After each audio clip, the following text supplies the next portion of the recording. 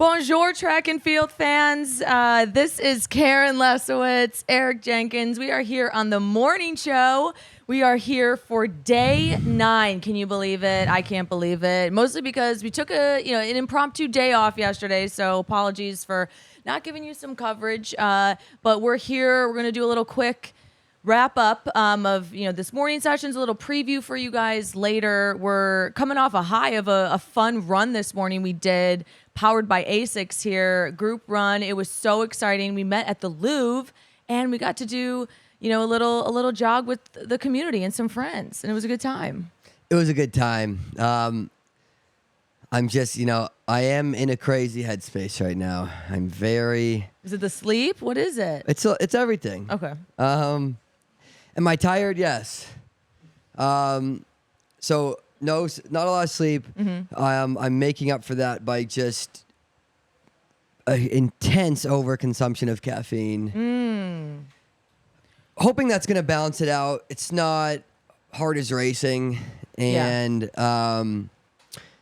it's just in an interesting place, right? Mentally. Did you come back and nap? Did people? We'll explore that, the mental part, a little more too. But you didn't come back and nap. You just pounded like 7 Red Bulls. I pounded 2 Red Bulls, and 2. I'm also a little behind the scenes. I'm doing caffeine pills. Wow. Wow. I don't like to. That is behind the scenes. I like to travel with caffeine pills, because the coffee to me is more of like, I'm not a guy who's like, really wakes up and enjoys, like, caffeine is just like, it's a drug. It's a drug to me. Yeah. I don't necessarily just wake up and sit and enjoy like a cup of coffee. You want to just pound a bunch of caffeine pills and snort them in the bathroom. Fuck yeah. That's what you want to do. That's kind of my thing. So, I didn't nap. Just bang down caffeine pills. Yeah. But wow. But yeah. I think they'll kick in any minute now. For sure. And I'll be up and roaring. You just did them. So we just did it. I was gonna say. Nose is leaking. And but yeah, I think it's gonna be a good day. I just figured Mac told us we're not going to the track tonight. We're not going to the track tonight. We've been going. I'm kind of unpacking that right now. Yeah, what live. is your feelings around that? You seemed excited. Well, look, we are. It's a lot. We just been doing a lot. Go, go, go. Yeah. Not really sure. I was excited. We'll talk about it in a second. But a lot of tracks. But I'm not sure how I feel about it. There's a part of me that's upset. Would have liked to see something. But there's a part of me that's like, that's nice. I can use that. Right. You could use some time back. And for what people don't know, like, it's a fun stadium experience. If it's someone like me, I also enjoy like the commentary, and so when I do get to hang back and like watch, some more digital footage, I enjoy hearing them talk about it. It is fun to see. Well, another behind the scenes, which is really affecting me.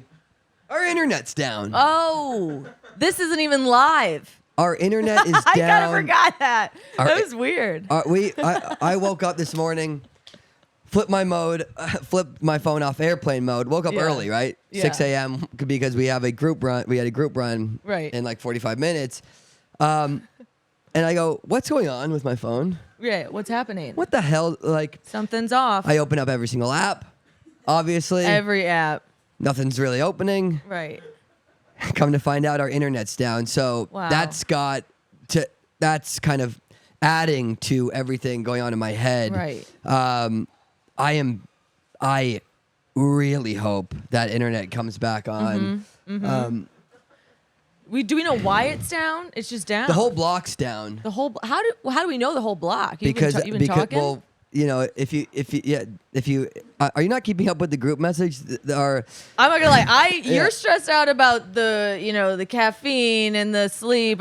These group messages, I love them, but like I'm not. I get that. I'm not a text reader, and anyone that knows me knows that I'm trying to get better at reading text. And every time I look away for a second, like I just go to watch an 800 heat that we saw this morning, I look down 200 texts. Yeah, no, I get that. Out of nowhere.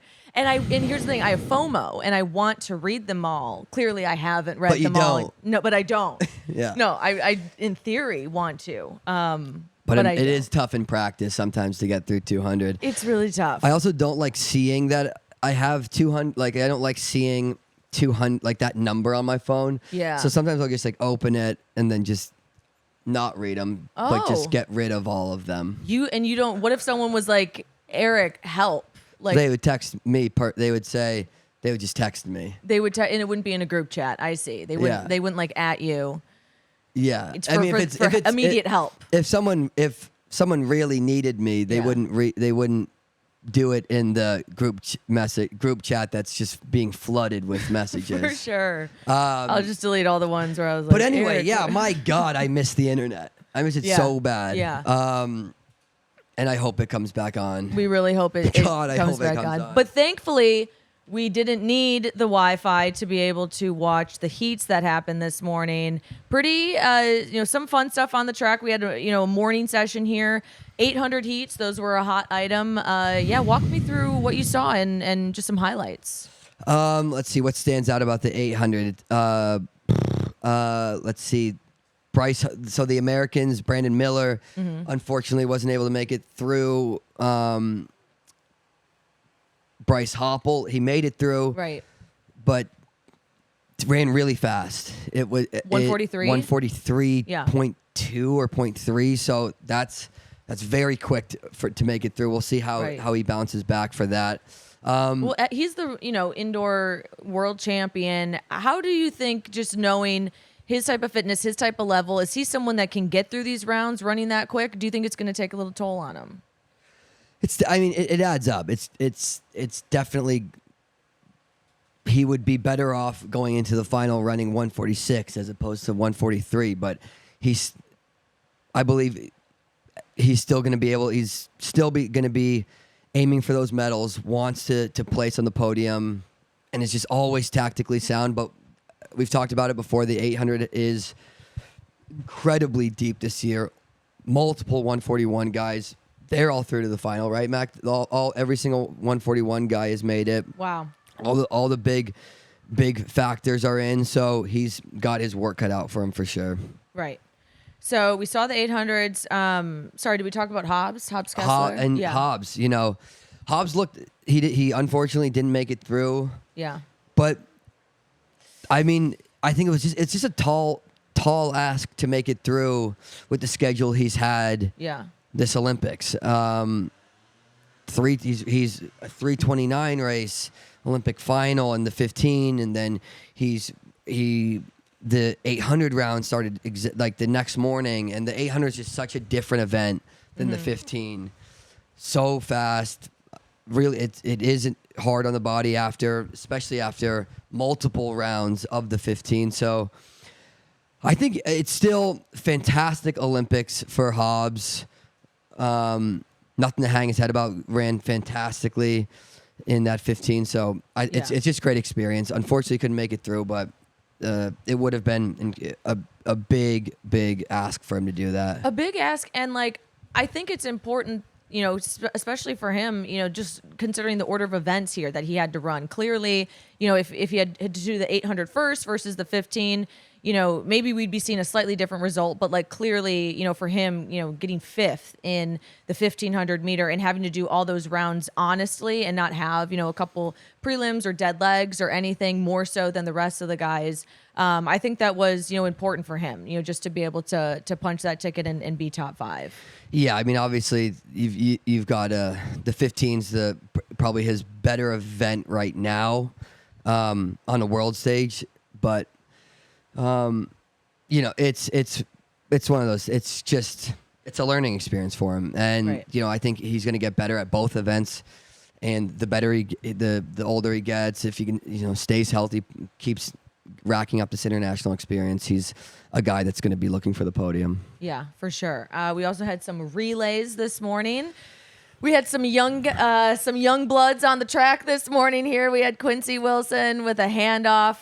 It was kind of, I was at home at the Airbnb, and I kind of heard Caitlin just an audible just gasp, saying him coming around, I think handing off in 7th, right? It was a little tough, but they got there, right? I think it's showing that we're strong and deep enough to be able to get the baton, around despite maybe a little bit of a flub, but. It's tough. Yeah. I mean, Quincy Wilson has so much pressure on him, so much. Anytime Chris loves posting about him because he gets so much attention, and people love it when a guy this young is running this fast and is this successful. It's just, who knows what happened. We've seen it this Olympics. We're seeing some off performances from people for whatever the reason. I think he split like 47, which for him is just a really off day. Yeah. But U.S. made it into the final. Right. We were able to come back, and with the other legs made up for that, and passed off and qualifying 3rd. So it could be worse. It's not a huge issue, and it's just one of those things. People are going to love talking about it. Yeah. People love when a guy messes up, so people would probably prefer that. They're like, it's right. People love to see the downfall. Right. They'd prefer to see that. But what's great is even though he had, a slight little flub there, if and when U.S. can punch that ticket for gold, he still gets a gold medal, right? Like even the alternates, even anyone that's run on that relay to get to the final, I believe gets a gold medal. So I think that's incredible. Yeah. I mean, of course right now he's thinking he's just disappointed. He's a competitor. So you get the gold medal, but there's a part of you, I've had this feeling before where you're like, look, maybe we won a national championship as a team, but I didn't run to my full capabilities, and that feels really bad. Even if your team makes up for it, you don't want to be the guy that is the weak link. Right. And yes, you're on the Olympic stage. Even to make it here is unbelievable. But these guys are just holding themselves to a different standard. Right. So the U.S. is still in all these relays probably the favorite. It's just they're so unbelievably deep in terms of sprinting. It's hopefully I don't know if he'll get another shot. I doubt he'll get another shot at it. You can't. Right. He just looked really off, and I'm sure it's just a bad time to have your worst race of the year. Yeah. But yeah, people will forget about it very quickly. Super quickly, especially the nature of it being a prelim. But to my knowledge, this isn't new for him. Like I know he's so young, but he's had experience. I think with relays at the pro level. So like you said, maybe he hasn't had any. No, I mean I don't think he. Okay. Maybe I thought he's been in relays with some of the pros. No, okay. No, because he hasn't. He's got like relay experience. Just by doing, high school stuff, but this is a huge step up. And I mean, you couldn't get a bigger relay stage or a athletic stage than this. And you feel for the guy. He's someone who's raced so well every single race this year, time and time again. And then to come out on the Olympic stage, first race, run split 47 when he's been run, coming into this, he raced unbelievable at the trials and then got faster after the trials. Yeah. So it looked like he was rounding into form at the right time. Okay. Who knows what happened? I'm not sure. He hasn't said anything yet. Yeah. And we met him at the Cube at the New Balance when we were doing the trials. Such a nice guy. It's one race. It sucks because it's. Right now, it feels so big, and it's like it is big, but it feels like it's your whole world. And in a few days, a few weeks, like it doesn't matter. It's one of those things he'll get over. He's got so much running ahead of him, a long career. He's going to be just fine. So much running, and I also think one of the relay guys went over and embraced him afterwards. I think that's what it's all about. It's welcoming someone new, almost like an initiation. Hey, things aren't going to go perfect, and such a long career ahead of him. Moving on from that, I was going to say, we can jump to the 10K. And the women for the 4x4 as well. So they made it through, which is going to be super exciting for us to see. It's going to be a fun relay final. I mean, U.S. is cleaning up. We're coming together. I think, the women are just, I think, dominating. I think a lot of them are just, the pieces are coming together at the right time. I think we've had some clean handoffs, and things have been looking great. Yeah, last night was unbelievable. The U.S. is on fire right now, and you would expect them to keep that rolling with the relays, especially. It's just something that has come to be expected of the U.S. sprinting team. Totally. So one of the main events, we do have a few finals today, right? A few relay finals. I think a few field, jump finals, I should say. And the big one on the track, though, that everyone's going to have their eyes on is the women's 10K final. We've got some exciting racing going on tonight here. We have the defending 10K Olympic champion versus the world record holder. It's going to be electric. We've got this is people's, athletes double, triple events that they're in. I am so excited. We've got 3 Americans, in here ready to represent. Parker Velby, making her world stage debut. It's going to be a wild ride. The question is, who's going to give Beatrice Chebet a run for her money? That's a great question. I'm looking forward to the Americans. I'm excited to see Parker Velby race on the international level. Everyone, she's kind of like, the it girl on the U.S. distance scene right now after her NCAA season. Mm-hmm. Amazing that she was able to make it here. I'm very excited for Safon. I'm loving this Safon Olympic outing. It's the 5K, 10K marathon is just an unthinkable triple. And she was able to medal in the 5. Yeah. I think she's going to do it again. Yeah. I think she's going to medal. Is she going to be able to beat Beatrice Chebet? I think that's a very big ask. Yeah. My gut, is she the favorite? Do I think she's gonna do it? I would say probably not. I think she's going to get a medal, whether it's silver or bronze. That's up for debate. But I do think she'll make it onto the podium. I wonder how the race is going to go. Right. But that's what I'm really excited for. Yeah. Do we have confirmation? Is Gudov Sagai racing? Because I know she was entered in and her name was there. But there were some rumors that, she was going to just focus on, the other event. She's on the start list. So as we know, folks, as we're taping here, not live, but as of now, she's on the start list. Someone to look out for, but someone that didn't look that great in her prelims. Gudov Sagai from the 1500. Geez, I didn't see that coming. Right. That'd be a very interesting double and a really good way to get exhausted for the 15. I'll tell you that. For sure. For someone that didn't look that great in her 15 prelim yesterday, with the 10K today and then the 15 final tomorrow, I think that's the big question mark, right? She didn't look like that would be a smart move to do given, how she, finished yesterday. Yeah, I think it's a very interesting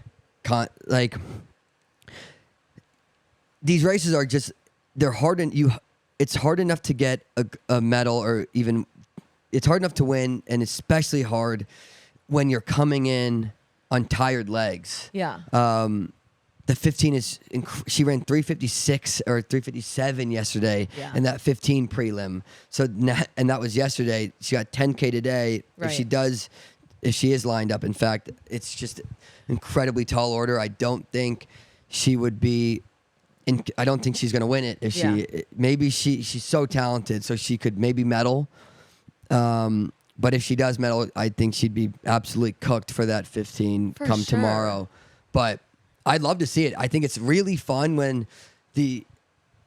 because on paper, these type of races or this type of schedule, it's not it's not smart Yeah. in the sense of if your top goal is to do as well as possible in these races. But I think that's fun. Yeah.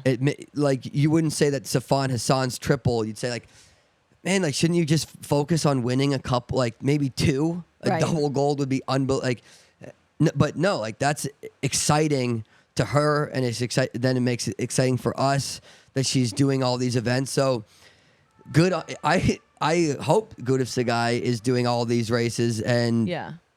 it just makes it more exciting for us fans. Oh, it totally does. It makes it. It's like who's ready to game? Who's ready to go? I will say it's a testament to her range and to the dynamics of maybe her training right now. And that almost makes me wonder. I know she didn't look that great in the 15. I can't imagine tactically she, tried to slow it down, and maybe that's why she looked so bad. Kind of towards the end, it looked like she faded. That could be a testament to maybe her 10K strength that she has right now. So time will tell. We're not sure if she's going to start. Hopefully she does. It would definitely be fun for the fans right there with, Hassan. I am wondering if an Olympic record is going to go down tonight, because the world record, right now by Beatrice Chebet is faster. The Olympic record is 29:17. And What's her world record? It's 28:54. Yeah. So you could see it. You could with see how it this going Olympics down. has been going. Yeah. They've been running incredibly fast. Yeah. We talk a lot about how the women tend to just go for it more than the men. It wouldn't surprise me at all to see a Beatrice Chebet or a world, whoever wins this. Yeah. It could take a world record type of time. Absolutely. And the other Americans, in addition to Parker Valby, we've got Carissa Schweitzer, we've got Wayne Kaladi, our two other Americans coming in. As we know, Wayne was looking strong. She was the only time at the trials to have, be able to hit that standard. Everyone else, had to, get it, late in the game or make it on those points. And so we saw her looking good at the trials. I remember we said she wasn't maybe as sharp as we thought. We thought she was going to pull an Emily Sisson, and just, dominate from the front and take off. We didn't see that with her, but lots of time, has passed. Maybe she's sharpened up. I'm excited to see, where she falls. For me, it's like if anyone is going to bust into maybe that top 7, maybe even that top 5, be in contention, I think she can be up there in the pack. It's like if she can hang on, we'll see. It's funny because we've talked a lot about how maybe she wasn't sharp at the Olympic trials and she won it. Right. So it's like that's just a kind of a testament to how good of an athlete she is. And we said Kenneth Rooks, it'd be amazing for him to come top 7 or top 5, and he almost won the damn thing. Right. So, I'm just gonna stop putting a Right. cap on these athletes because I end up looking like an idiot. I think she's coming into this fresh. Yeah. She, an athlete like Carissa, she had a tough 5K. And had 2 tough, 5K prelim, 5K final.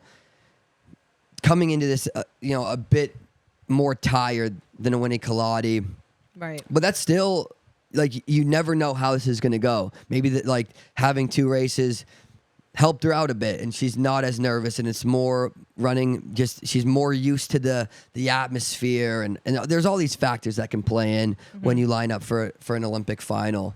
But I'm super excited to watch Winnie Kaladi race. She always runs really strong, is up there. Same with Parker Valby. I'm excited to see how Parker Valby races. And this is her first international competition. We haven't seen her do, just between, the trials and then now, she hasn't gone to a Diamond League. This is really going to be her debut. Yeah, this is going to be a huge test for her. There's such a big difference between racing a lot of American, there's a big difference between racing the NCAA and then the U.S. championships, right? And then there's a even bigger difference between racing the U.S. championships and something like a world final, like this will be. So She might have a bit of a learning curve. These races tend to be more aggressive. They're going to be a lot faster. There's a lot. Parker's used to kind of leading the pack and running solo and pulling from the front. She's not going to be doing that tonight, I imagine. Yeah. And we'll see. It's going to be exciting to watch her take her next step as an athlete. Yeah, and something at the trials that I just loved was that she stuck her nose in it with Carissa Schweitzer. Like, she could have easily tucked in behind her, been intimidated by someone like Carissa, who had a similar, I want to say, just trajectory of her, was an absolute, standout NCAA multi-champion, and made a transition into, her pro life and was able to, perform at a world stage many times. I love that we saw that from Parker as like a little taste on that, even bigger stage that she had never been to post-collegiately. And now we're going to see that even grow and expand. And I'll be curious to see. I'm not betting on her to just tuck in with Carissa or even, Wayne Kaladi. I can see her taking it. How far she can go. I think that's up to her training and the NCAA legs. We talk about how tired it can be. If there's anyone that can do it, I think it's her, because it's a wild card. We really haven't seen this. We don't know what to expect. Yeah, there's a lot of ways this race can go, but it's going to be hard. These 10K, 5K, 10K on this level with all the talent that Africa produces. She hasn't seen it before, and it is so much different. We saw her tactics change a bit from the 5K to the 10K when she saw that leading it from the gun, trying to make it a hard race, isn't the way for her to get it done. Right. And she switched that up from the 5 to the 10 at the trials. I would be surprised if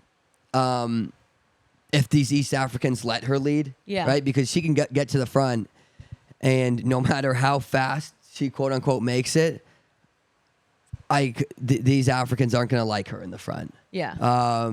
They don't. They would rather, even if if she's pulling it at a pace that they like, I could very much see them being like, you know what? No, like, we're the ones who do the pulling. For sure. You sit your ass in the back, learn the rules. But yeah, it's going to be a whole lot of fun to watch. We'll see. I really hope. I hope my girl Safon can pull off another medal. Oh my God. So incredible to see that. Her having another medal leading into the marathon. It's going to be epic. So many fun races. We're going to wrap it up here. I want to leave with one fun trivia fact here. I know Mitch is not here. We've been missing him so much. Yeah. And at this point, we're not even doing points. Everyone's a winner. But this is in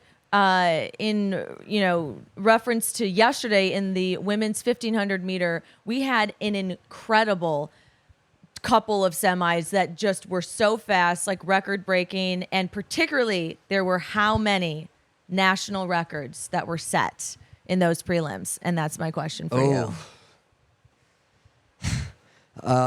Let's see, how many national records? I'm gonna say 5. That would be correct.